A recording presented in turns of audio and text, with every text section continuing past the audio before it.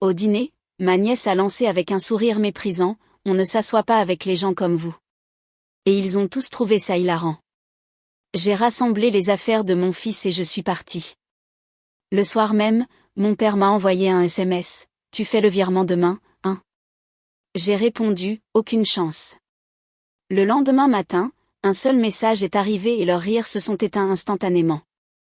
Je savais que c'était une erreur à la seconde où je me suis garée dans l'allée, mais je n'arrêtais pas de me dire qu'il fallait leur donner une autre chance. Ce n'était qu'un dîner. Juste une soirée. J'avais mon fils avec moi et il était excité de voir sa cousine. C'est la seule raison pour laquelle j'ai accepté. Je ne voulais pas qu'il grandisse avec de l'amertume comme moi, mais j'aurais dû m'en douter. On ne m'y reprendra plus, n'est-ce pas? Le premier signal d'alarme a été le plan de table. Ma mère avait mis des porte-noms comme s'il s'agissait d'un événement officiel, et j'ai remarqué que les nôtres étaient tout au bout de la table, loin de tout le monde. Même mon fils avait l'air confus. Chloé, la fille de mon frère Julien, avait une place juste à côté de mon père, pratiquement à la place d'honneur. Elle avait déjà un petit sourire en coin quand nous sommes entrés. Julien m'a fait un demi-sourire. Il avait l'air fatigué. C'est toujours le cas maintenant. Sandrine a à peine levé les yeux de son téléphone. Elle ne fait même plus semblant de m'aimer, ce dont je devrais sans doute être reconnaissante. La phase de fausse politesse est terminée. J'ai essayé d'ignorer cette ambiance bizarre et de me concentrer sur mon fils. Il était si heureux d'être là, parlant à 100 à l'heure de l'école et de son nouveau kit de chimie. J'étais en train de couper son poulet quand c'est arrivé. Chloé l'a regardé droit dans les yeux et a dit, « C'est clair comme de l'eau de roche, on ne s'assoit pas avec les gens comme vous. » Toute la table est devenue silencieuse pendant une demi-seconde. Ma fourchette s'est figée. Julien a cligné des yeux comme s'il n'était pas sûr d'avoir bien entendu. Sandrine a laissé échapper un rire moqueur en se couvrant la bouche. Mon père a commencé à glousser. Ma mère n'a même pas réagi. Elle a juste bu une gorgée de son vin et a pris le beurre comme si de rien n'était. J'ai demandé à Chloé ce qu'elle voulait dire. Elle a souri. Ce genre de sourire que les enfants font quand ils savent qu'ils disent quelque chose d'interdit, mais qu'ils savent aussi que personne ne les arrêtera. Elle a dit, « Mamie dit que tu fais comme si tu valais mieux que nous parce que tu gagnes de l'argent, et c'est pour ça qu'on ne s'assoit pas avec les gens comme vous. » Personne ne l'a corrigé. Julien avait l'air de vouloir dire quelque chose, mais il ne l'a pas fait. Il a juste continué à couper sa viande plus lentement. Sandrine a ri franchement et a dit, « Les enfants, hein? Ils retiennent tout. » J'ai regardé mon père. Rien, pas un mot. Ma mère a finalement levé les yeux et a dit, « Ne prends pas tout au sérieux, Sophie. Ce n'est qu'une enfant. » J'ai rassemblé les affaires de mon fils, je me suis levée et je lui ai dit qu'on partait. Il n'a pas discuté. Je n'ai rien dit d'autre. Pas à eux, pas même à Julien. Je suis sortie avec mon gamin, je suis montée dans la voiture et j'ai conduit jusqu'à la maison en silence. Ce soir-là, mon père m'a envoyé un SMS comme si de rien n'était. « Tu envoies l'argent demain, hein ?» Il parlait du crédit immobilier, celui qu'ils avaient renégocié il y a 3 ans pour s'offrir une croisière et acheter une nouvelle voiture. Il m'avait supplié de les aider quand ils avaient réalisé qu'ils ne pouvaient pas payer les mensualités. Et j'avais payé chaque mois parce que c'étaient mes parents. Parce que je pensais que ça améliorerait peut-être les choses. J'ai fixé le message un moment avant de répondre. Aucune chance. Je n'ai pas beaucoup dormi cette nuit-là. Je n'arrêtais pas de tout ressasser dans ma tête. La façon dont ils étaient tous assis là, comme si ce genre de discours était normal, acceptable, drôle. Le lendemain matin, juste après 7 heures, mon téléphone a vibré. Un message, c'était de ma mère, et quand je l'ai lu, j'ai su que leur rire avait enfin disparu. Ils n'avaient aucune idée de ce qui allait suivre. Le message disait, on plaisantait. Ne sois pas dramatique. Tu nous aides toujours ce mois-ci, n'est-ce pas? La croisière est dans 2 semaines. Ce mot on plaisantait m'a donné la chair de poule. Il n'y avait pas trace d'excuse. Aucune mention des mots de Chloé. Aucun signe qu'il comprenait pourquoi j'étais partie au milieu du dîner avec mon fils qui me regardait comme s'il avait fait une bêtise. Il s'attendait juste à ce que je passe l'éponge et continue à faire ce que j'avais toujours fait. Payer, sourire et me taire. Je n'ai pas répondu. Au lieu de cela, j'ai ouvert le site de réservation et j'ai affiché les détails de leur croisière.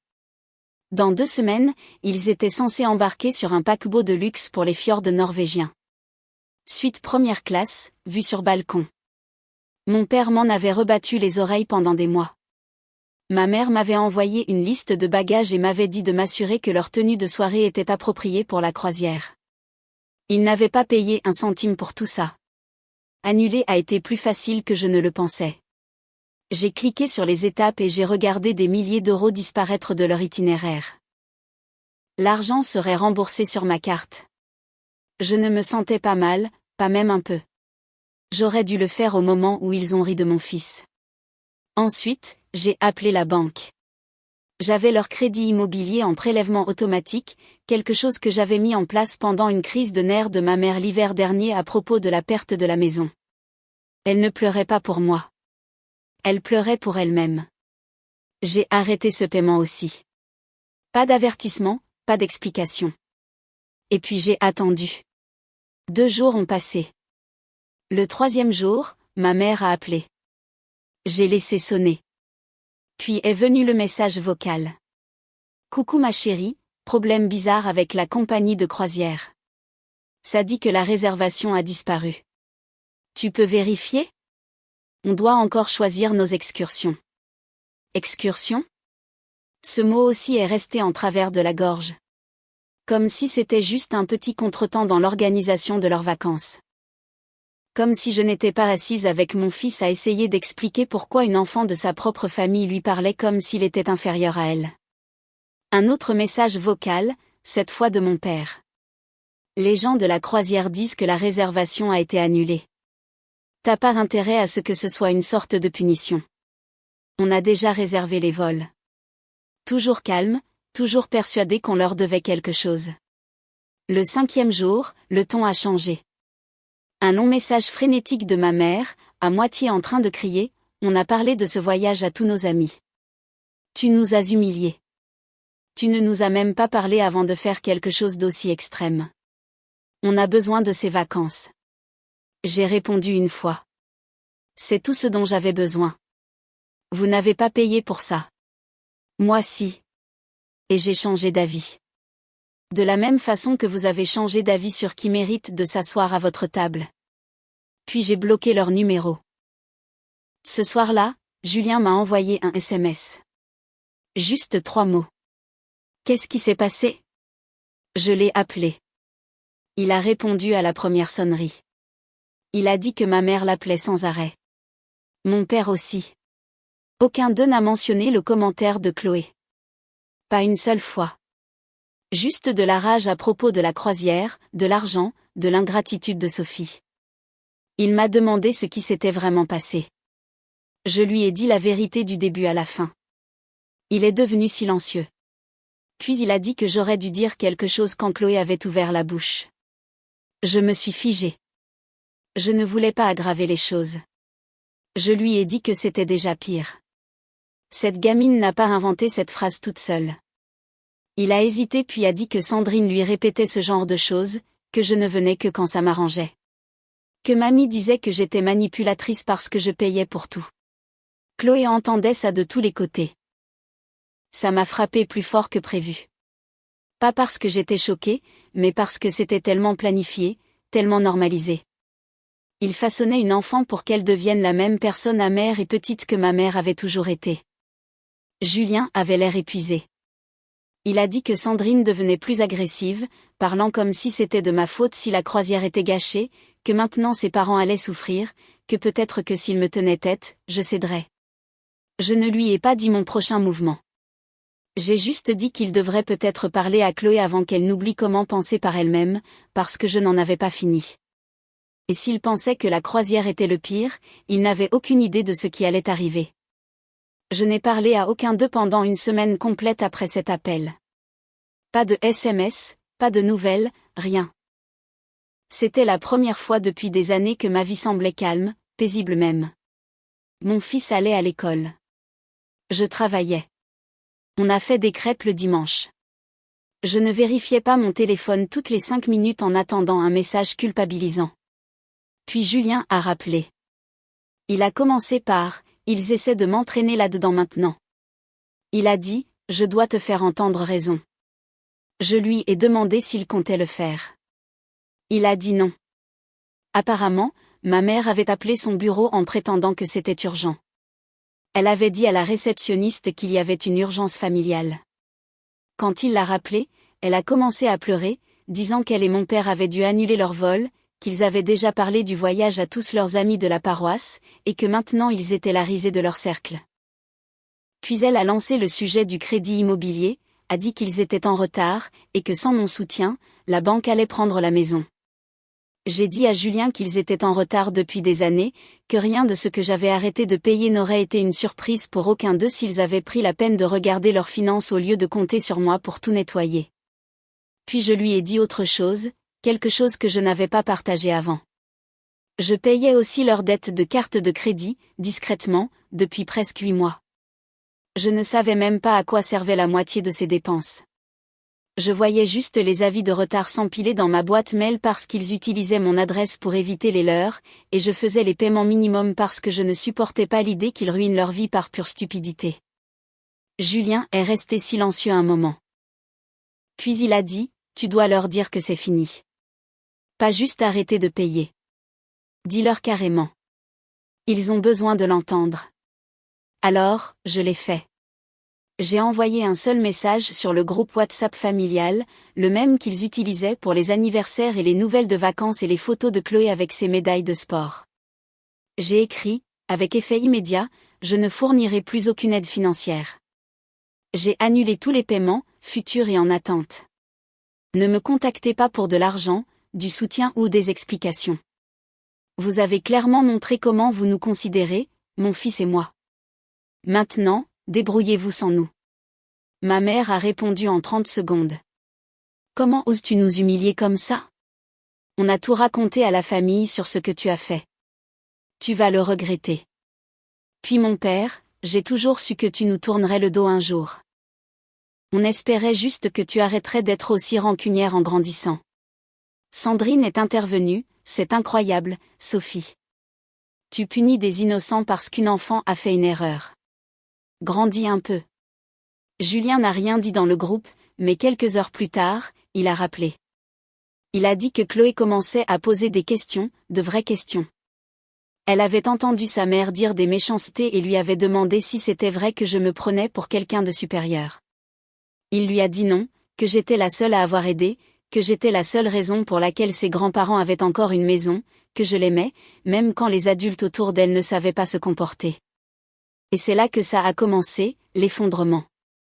Sandrine a explosé contre lui. Elle a dit qu'il la manipulait. Elle a dit que je le montais contre sa propre famille. Que s'il ne réparait pas les choses, elle irait voir ses parents directement pour régler ça. Il lui a dit de ne pas se donner cette peine. Il a dit, si tu veux prendre leur parti, vas-y. Mais j'ai fini de servir de tampon. Sophie n'est pas le problème. C'est eux. Et je n'entraînerai pas notre fille dans leur chute. C'était la première fois que je l'entendais prendre parti. Et c'était le mien. L'effondrement arrivait. Je pouvais le sentir. Et je n'étais plus en dessous pour le retenir. C'est le lundi suivant que tout a pris un tournant brutal. Un tournant que je n'avais pas vu venir. J'étais en réunion budgétaire au travail quand mon téléphone a vibré 2 fois de suite. D'abord le secrétariat de l'école, puis un numéro inconnu qui s'est avéré être la ligne directe de la psychologue scolaire. Je suis sortie immédiatement. Quelque chose en moi savait déjà que c'était à propos de mon fils. La voix de la psychologue était calme mais prudente. Elle a dit que mon fils avait demandé à parler, qu'il semblait bouleversé et voulait parler en privé de problèmes familiaux. C'est comme ça qu'elle l'a formulé. J'ai conduit jusqu'à l'école sans réfléchir. La réunion oubliée. Quand je suis entrée dans le bureau de la psy, il était assis en tailleur par terre avec un livre ouvert sur les genoux, il ne lisait pas, il tournait juste les pages.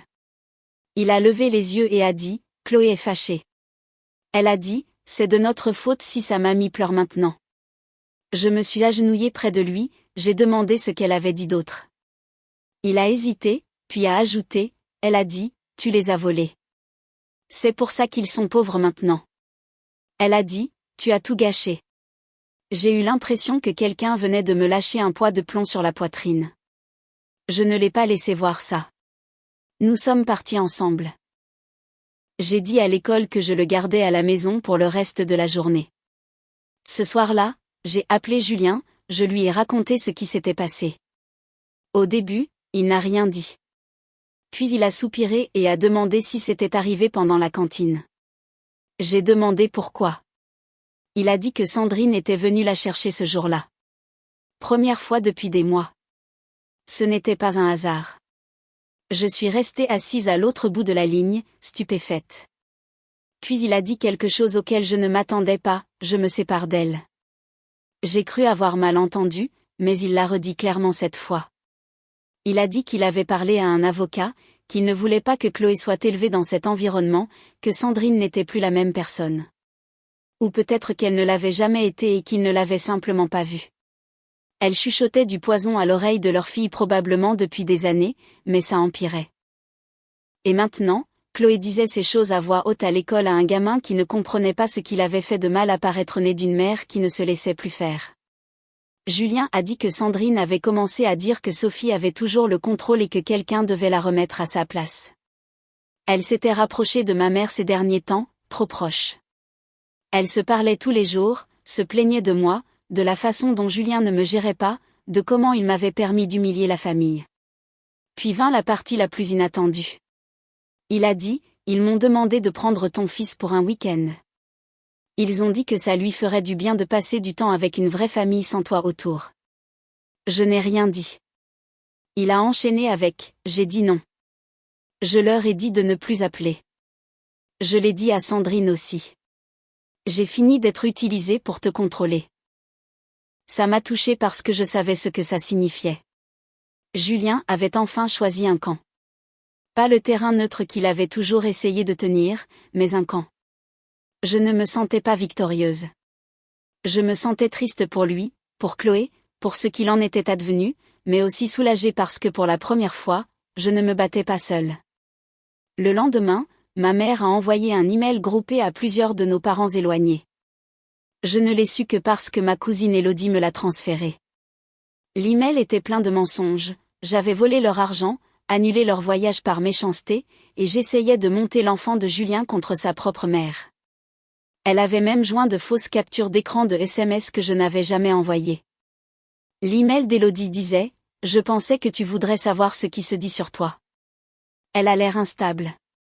T'inquiète pas, je ne crois pas un mot de tout ça. » Puis elle a ajouté « Si jamais tu veux expliquer ta version au reste de la famille, je t'aiderai parce que c'est moche et ce n'est pas ta faute. » Ça a tout changé. Je n'ai pas répondu aux mensonges de ma mère. Je n'ai pas envoyé de suite. J'ai laissé couler. Mais plus tard ce soir-là, Julien m'a envoyé un SMS. J'ai dit à Sandrine que je voulais la garde exclusive. Elle a pété les plombs. Elle a dit, tu me fais un lavage de cerveau. J'ai dit, non, j'ai juste enfin commencé à écouter. Ils nous avaient sous-estimés tous les deux pendant des années et maintenant ils étaient sur le point d'apprendre à quoi ça ressemblait quand les deux personnes qu'ils méprisaient le plus arrêtaient de jouer le jeu. Je pensais que ça finirait après l'annulation de la croisière. Je pensais que perdre l'argent suffirait à les faire reculer, panser leur plaie et me blâmer en silence. Mais je leur ai accordé trop de crédit. Les gens comme ça ne lâchent pas l'affaire.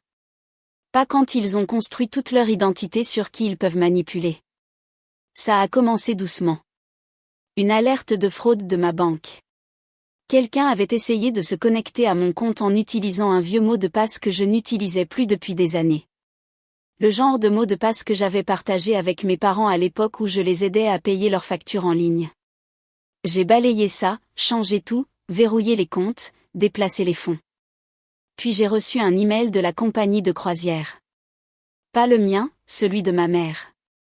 Elle a essayé de réactiver la réservation annulée en utilisant mon numéro de confirmation. Elle leur a même donné mon nom. Elle devait espérer qu'il la laisserait arranger ça sans avoir besoin de la carte originale.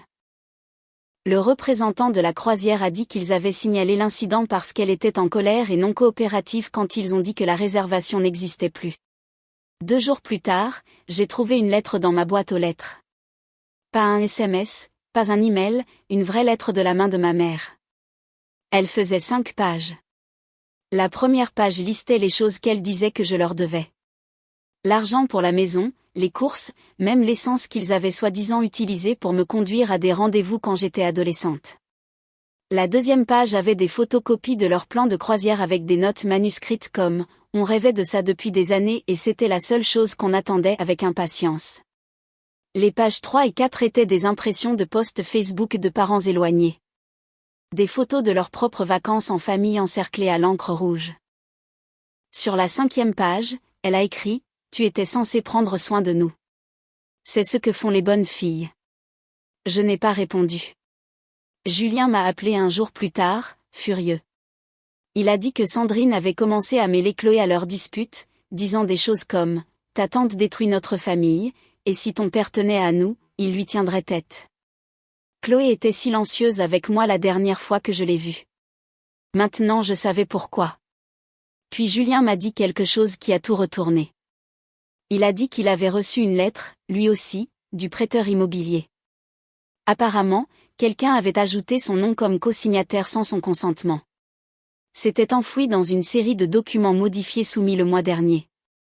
Quand il a demandé les documents, c'était là, son nom, sa fausse signature. Ils avaient utilisé de vieux documents qu'il avait signés il y a des années comme modèle et avaient falsifié le reste. Ils avaient utilisé le nom de leur propre fils pour gagner du temps auprès de la banque. Julien a conduit directement chez eux. Je n'ai pas demandé ce qui s'était dit, mais je pouvais deviner. Il m'a appelé après, la voix plus basse que d'habitude. Ce calme que les gens ont quand ils ont franchi une ligne intérieure et ne regardent plus en arrière. Il a dit, je porte plainte si la banque ne laisse pas tomber. J'ai déjà signé une déclaration sur l'honneur. Ils ont commis une fraude. Sophie, c'est ce que c'est. Il a dit à ma mère et mon père de ne plus jamais le contacter. Il a dit qu'il prendrait Chloé à temps plein s'il le fallait. Sandrine a perdu la tête quand elle l'a découvert. Elle l'a accusé de l'abandonner tout comme j'avais abandonné la famille. Puis est venue l'avalanche. Ma mère, par désespoir ou orgueil, probablement les deux, a envoyé un email de masse à tous les parents de son carnet d'adresses. Elle a dit que Julien s'était retourné contre eux. Elle a dit que je l'avais manipulé pour qu'il coupe les ponts. Elle a prétendu que je les faisais chanter, qu'on volait leur maison pour les punir d'un seul dîner qui ne s'était pas parfaitement passé.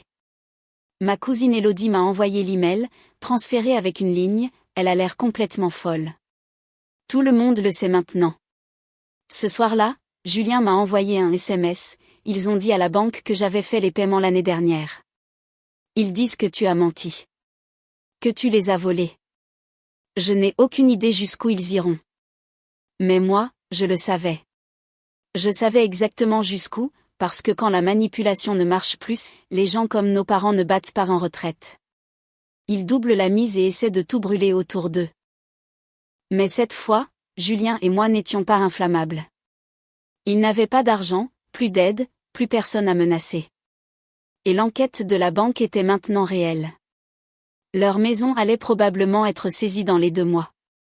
L'avocat de Julien les avait déjà informés que des poursuites judiciaires étaient sur la table. Ce n'était plus juste un drame familial. C'était criminel.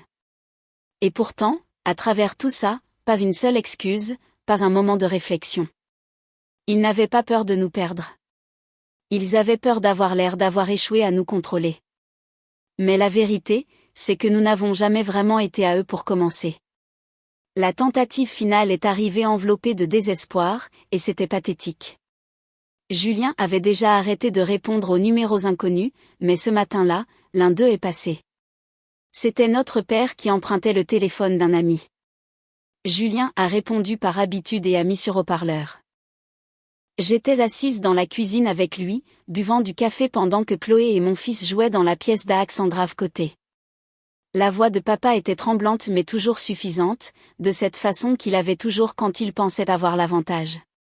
Il a commencé par prétendre que c'était un malentendu, qu'il avait accidentellement manqué un paiement et que la banque était déraisonnable. Il a dit qu'il n'était pas trop tard pour arranger les choses. Puis il a glissé vers la vraie raison de l'appel. Julien, si tu passes juste un coup de fil à la société de crédit, dis-leur que tu gères ça maintenant. Ils reculeront. Ils ont juste besoin d'être rassurés. Tu n'as même pas besoin de payer quoi que ce soit pour l'instant. Sois juste l'adulte dans la pièce pour une fois. Julien n'a pas répondu. Il l'a laissé parler. Puis sont venus les reproches habituels. Ta sœur a transformé ça en quelque chose que ça n'avait pas besoin d'être. Elle a toujours été comme ça. Elle a toujours pensé qu'elle valait mieux que tout le monde. Elle t'a rendu faible. Et c'est là que Julien a raccroché. On est resté assis en silence une seconde.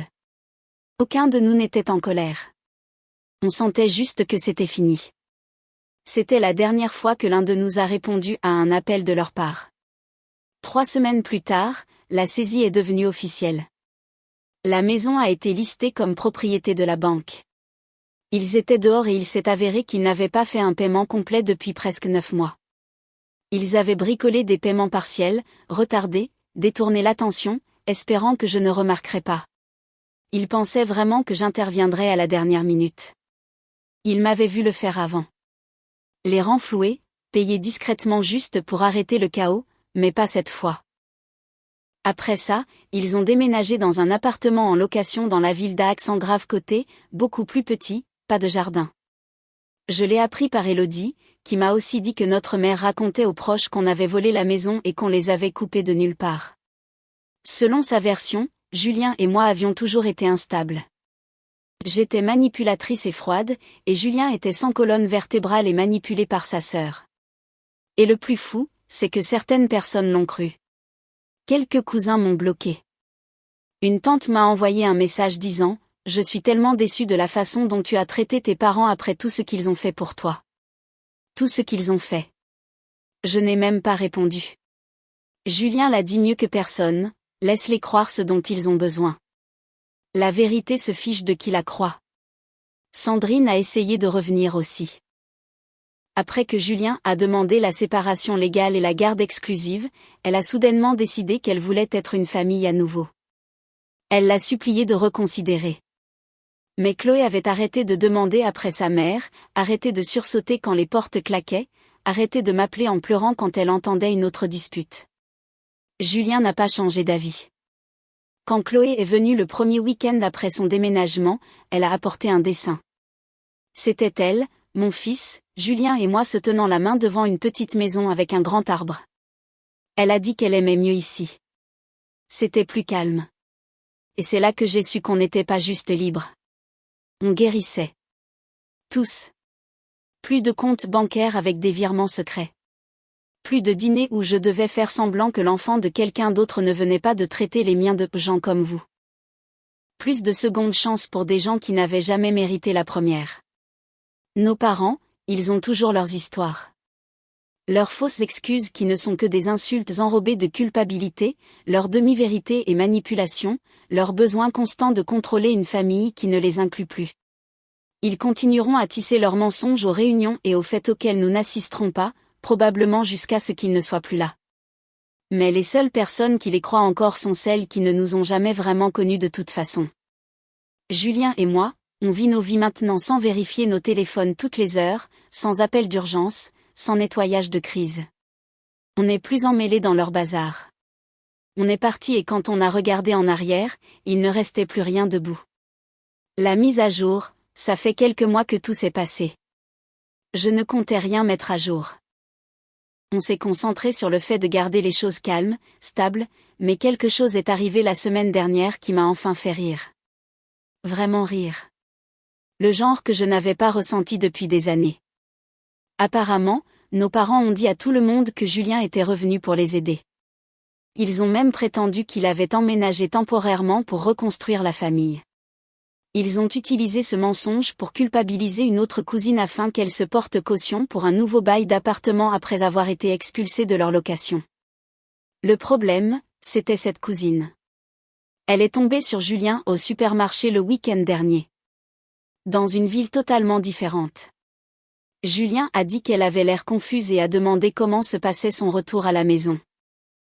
Quand il lui a dit la vérité, qu'il n'avait pas parlé à nos parents depuis des mois, qu'il avait la garde exclusive de Chloé et n'avait pas mis les pieds dans leur appartement ou leur ville depuis la saisie, son visage s'est apparemment décomposé.